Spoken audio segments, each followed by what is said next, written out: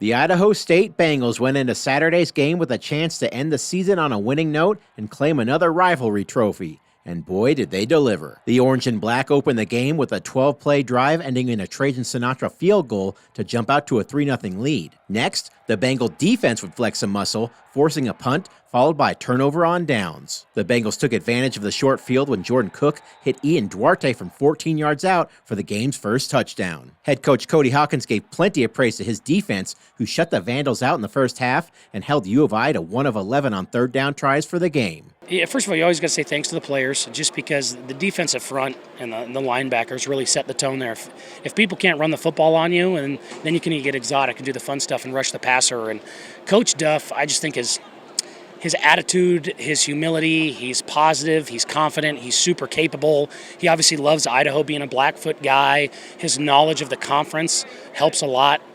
So you got to give a ton of credit to Coach Duff. The second quarter is when the Bengals really took control of things, outgaining the Vandals 205 to 72 yards and taking a 27-0 lead on the scoreboard. Jordan Cook ran in a 1-yard touchdown and then wowed the fans in attendance with an absolute dime to Zion Nunnally for another score. Really excited for how they finished, having two rivalry games back-to-back and going through what we went through this year. I told everybody before the season, I didn't know if we were a championship team, but I knew that we had guys I knew we had the best team we had since I had been here, top to bottom, and I appreciate all the work of the staff, of the players, of the leaders to keep this thing together, and I think you saw over the last month what this team is capable of. Multiple Bengals passed team milestones. Dason Brooks became the 8th player in program history to reach 1,000 yards rushing in a season. Trajan Sinatra went 3 for 3 on field goals and 4 for 4 on extra points, setting the single-season kick-scoring record, and Rylan Leather surpassed 100 tackles on the defensive side of the ball. I'm so appreciative for the opportunity to come up here and give the fans, the boosters, and the team this moment, because they deserve it. Now the task is going to be, how do we keep this momentum in recruiting and keeping the team together and keeping the staff together,